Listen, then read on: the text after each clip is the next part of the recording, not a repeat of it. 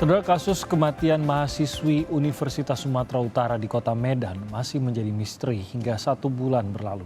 Rumah korban dan tempat kejadian perkara bahkan akan dijual oleh ayah angkat korban. Lebih dari sebulan sudah kasus kematian mahasiswi Universitas Sumatera Utara, Mahira Dinabila, belum menemukan titik terang. Paman sekaligus kuasa hukum keluarga mengatakan hingga saat ini, keluarga menunggu proses penyelidikan. Hasil otopsi dari pembongkaran makam korban diperkirakan minggu ini keluar. Tetapi menurut kuasa hukum korban, ayah angkat korban malah hendak menjual rumah yang menjadi tempat kejadian perkara. Ya, saya mendapatkan informasi ya dari marketplace ya. Ini ya. Dia menawarkan ini Rivera. Mohon maaf, tidak ada dipakai polis lain di sini.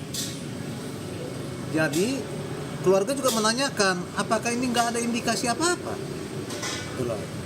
Padahal mohon maaf diduga di sini kan sudah ada kejanggalan-kejanggalan.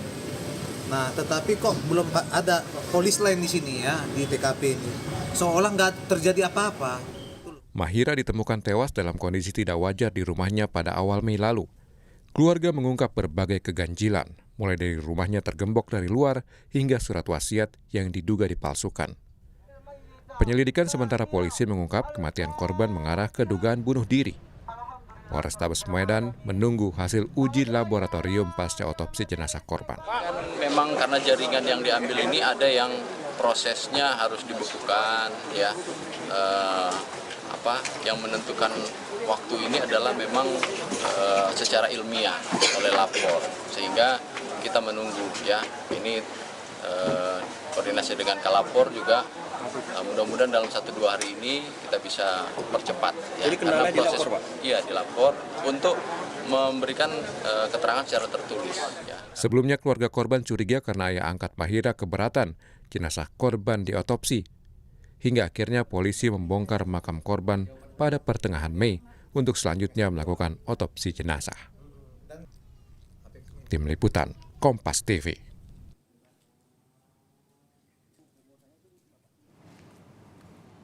Dan saat ini kita sudah terhubung dengan penasihat hukum dari keluarga korban, ada Mas Oki Andriansyah. Selamat pagi, Mas Oki. Pagi, terima kasih Mas Oki sudah bergabung. Apa yang dijanjikan polisi soal hasil otopsi korban, Mas Oki? Ya, apa yang dijanjikan sebenarnya tunggu hasil otopsi. Nah, dalam minggu ini sepertinya begitu ya. Kita dengar kabar bahwa minggu ini akan dirilis gitu loh. Ya. Ya. Apakah dipastikan penyebab kematiannya akan bisa diketahui melalui otopsi? Kita tahu bahwa kondisinya mungkin sudah tidak 100% ideal untuk benar-benar mengetahui detail apa yang terjadi pada saat kematiannya begitu. Apakah ini akan menjadi halangan untuk mengetahui apa penyebab kematian? Ya, ini yang jadi suatu pertanyaan ya.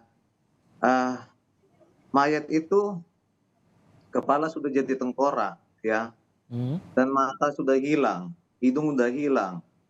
Nah, kalau diduga di asumsi yang isu-isu katanya bunuh diri, itu kan nggak masuk akal, gitu loh. Kita sebagai tim penasihat hukum mempertanyakan itu kepada pihak kepolisian, maka diatensi supaya diotopsi penyebab kematian ini apa. Nah, kalau kita lihat secara rasional ya. Kalau seandainya dia bunuh diri, dia kan nggak menulis surat apa ya, ada tanggalnya, kejanggalan itu seperti surat ini ya. Ini kan surat yang ditemukan di TKP, kan itu. Ada kejanggalan di sini, ada menyebutkan bapak. Nah, sementara dia almarhumah ini tanggal 22 itu masih ketawa-ketawa. Kan gitu, itu yang menangkis bahwa asumsi masyarakat atau praduga nggak bersalah, penyebab kematian Mahira ini diduga bunuh diri. Makanya mahasiswa-mahasiswa USU itu waktu saat itu tidak mempercayai. Sebenarnya adakah indikator lain? Maksud saya bunuh diri atau adanya pembunuhan itu kan sama-sama harus didasari oleh bukti. Adakah memang indikator yang menunjukkan kepada bunuh diri atau memang ini hanya asumsi karena belum bisa ditemukan apakah ada indikasi terjadi pidana pembunuhan juga di sini. Sehingga hanya kesimpulan saja tanpa ada bukti juga yang bisa memperkuat dugaan bunuh diri tersebut. Ya, kalau pendapat saya dari surat pernyataan ahli waris yang telah dipalsukan, yang di mana hak-hak Mahira di Nabila almarhum ini dirampas kemerdekaannya. Di sini kita bisa membuktikan bahwa dari tahun 2021 sudah dibuat skenario atau perencanaan. Kalau pendapat saya ya, dugaan di sini ibu tirinya, bapak angkatnya, dan anak dari ibu tiri ikut berperan, Mas. Berperan Dalam pemalsuan ahli waris. Jadi motifnya ini sebenarnya waris. Kenapa? Gembok rumah itu nggak rusak dan ada saksi mengetahui bahwa itu kunci rumah yang direvera itu ada 2. Satu dipegang sama almarhumah Mahira, satu lagi sama ibu tirinya. Jadi dengan mudah dong, ya kalau motif yang lain, perampokan atau motif yang lain-lain itu barang nggak hilang, Mas. Oke. Nggak ada kerusakan apa-apa. Oke. Terkait dengan surat yang ditinggal, ada dugaan bahwa ini bentuknya apa? Surat wasiatkah, dan mengapa ada dugaan bahwa ini dipalsukan? Ya, kejanggalan itu yang kita terima. Di sini ada tanggal. Terus tulisan bentuknya berbeda ya sama yang si Ira punya ya, almarhum ini. Nah, di sini berbeda ada maksudnya tulisannya gitu.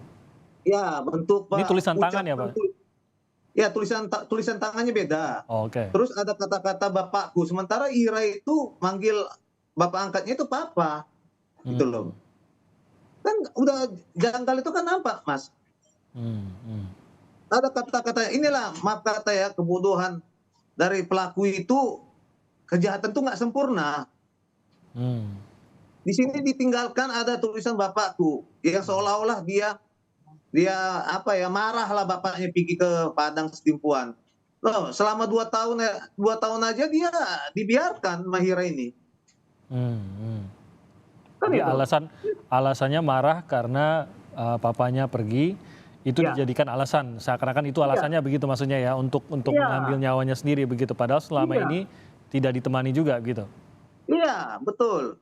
Terus kedua, kalau seandainya maaf kata yang isu-isunya katanya dia bunuh diri melalui racun, kok bisa jadi tinggal tengkorak ya dalam 7 hari 8 hari, itu yang jadi pertanyaan, Mas. Oke, jadi sudah menjadi, khususnya bagian kepala, sudah menjadi tengkorak hanya dalam 7-8 hari gitu ya? Iya, betul, Mas. Oke, sehingga hasil otopsi ini menjadi sangat penting ya, Mas Oki, karena lagi-lagi kalau kematian yang natural begitu, rasanya tidak mungkin dalam 7-8 hari tidak dimakamkan juga begitu, untuk bisa dalam bentuk seperti itu begitu ya, Mas Oki. Nah, dugaannya sendiri apa kalau begitu? Kalau tadi kan Mas Oki mengatakan ini rasa-rasanya tidak ada indikasi bunuh diri. Apa dugaannya, seperti apa, dan apa yang dilaporkan kepada kepolisian? Ya, dugaan pertama itu tentu sesuai dengan laporan tipe A ya di Polsek Patumba untuk ekshumasi atau otopsi atas kematian Mahira di Nabila yang janggal. Maka kami, pihak keluarga, saya selaku kuasa hukum, meminta agar kuburan Mahira itu dibongkar lagi, kan gitu. Nah, pada tanggal 13 itu diaminkan, dikabulkan oleh Polsek Patumba dan Polrestabes Medan. Begitu juga Polda Sumatera Utara mengatensi kasus ini, maka itu dilakukan otopsi itu. Nah, terus kedua, karena ada penemuan baru masalah yang berkaitan dengan kematian dari almarhumah Mahira di Nabila ini, kami melaporkan ada dugaan pemalsuan surat keterangan waris yang ada kaitannya menurut saya dengan BPJS tenaga kerja almarhumah mama angkatnya dulu. Gitu. Jadi segala jenis hak-hak, padahal Ira itu saksi ada ya mengatakan bahwa dulu mau melaporkan itu takut bapaknya itu dipolisikan, di penjara. Nah, diurungkanlah itu. Cuman sekarang kita biarkan begitu kan ini nggak boleh. Nah, kita laporkanlah ini ke pihak berwajib dengan bukti-bukti bahwa anak dari ibu tiri itu ikut membantu, dan ibu tiri pun ikut membantu, dan bapak tiri pun ikut membantu merampas hak-hak yang bukan haknya almarhumah Mahira Dinabila, maka kami melaporkan ini keberatan keluarga kandungnya Mahira Dinabila. Maka kami laporkan ini ke pihak berwajib di Polrestabes dengan nomor laporan 1843/2023/SPKT Polrestabes Medan Polda Sumatera Utara, Mas. Oke, kalau dari keluarga langsung dari Mahira sendiri, sekarang yang tersisa hanya paman dan tantenya saja, begitu ya? Ya, kalau saya sih sebagai paman ini ya, untuk ayah kandung Mahira, Pak Pariono sama Ibu Nur itu masih ada, Mas. Ayah kandungnya ada sebenarnya? Ada, Mas. Oke, nah secara hukum kalau memang ini dugaannya adalah perdebatan terkait dengan harta gitu. Ya. Secara hukumnya seharusnya kemana? Ini kan rumah saat ini masih ada dimiliki dan ini atas nama Mahira begitu, Mas Oki?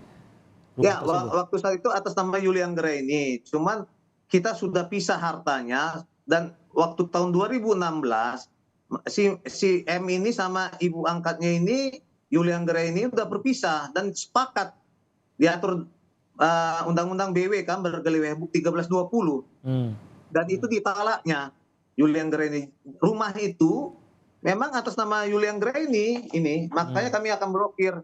Ada coba-coba membangkang ya. Ini memang dijatuhkan kepada Mahira tunggal pewaris. Nah, kita dengar ada penjualan seminggu yang lalu.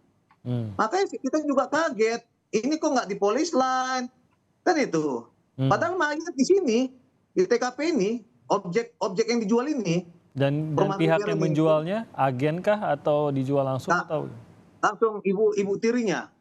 Langsung ke ibu tirinya? Ya, akunnya ada jelas ya. Jadi termasuk nomor yang dihubungi untuk mengecek rumah tersebut itu pun nomor ibu tirinya begitu ya? Ya, sama bapak angkatnya, betul. Oh, jadi tidak menggunakan agen. Tapi adakah hak tersebut kalau begitu untuk menjualnya? Kalau saya bilang ya ini pembangkangan, ya patuhi aja, kan sudah sepakat, harus diakui dong sama si M itu bahwa udah diakuinya segala jenis mobil udah dipisahin. Ya, pisah semuanya, apapun isi rumah itu sama si M. Bapak angkatnya itu. Hanya rumah yang diminta. Itu pun atas pencarian dari Yulian Greni. Nggak ada sepeser pun duit dari si M itu. Oke. Adakah komunikasi, Mas Oki, dengan ayah angkatnya? Sampai sekarang juga setiap media menghubungi pada nggak mau keluar dari sangkarnya. Itu yang jadi pertanyaan. Publik, kenapa? Kalau memang kita nunggu juga. Kalau memang nggak salah, kenapa ini? Terus ketiga, kejanggalan itu kenapa nggak mau diotopsi? Ya, kenapa nggak mau diotopsi? Ini saya dengar-dengar ada pengancaman mau lapor balik. Saya mau tahu juga hak dari pencari keadilan kita yang selama ini memang sudah diproses, tapi kan cukup alot ya. Hanya seorang mahasiswi USU yang mencari keadilan, yang dimana kematiannya pihak keluarga menanyakan apa sebab akibat dari kematian itu. Nah, itu kan yang selalu keluarga korban selalu menanyakan kepada saya. Ya. Sampai kapan kami menunggu? Sampai apa kejelasannya kok ini belum ada tersangkanya gitu. Baik, berarti masih menanti proses hukumnya ya dari pihak kepolisian khususnya hasil otopsi dan mengungkap apa penyebab kematian. Itu mungkin yang selanjutnya ya Mas Oki ya. Akan kita nantikan. Ya, betul Mas. Betul Mas. Baik, Mas Oki Andriansyah, terima kasih atas waktunya. Kita akan ikuti dan kita nantikan bagaimana perjalanan kasus ini. Semoga terungkap apa yang sebenarnya terjadi di sini dan didapatkan keadilan. Terima kasih Mas Oki sudah bergabung bersama kami. Terima kasih Mas. Selamat pagi.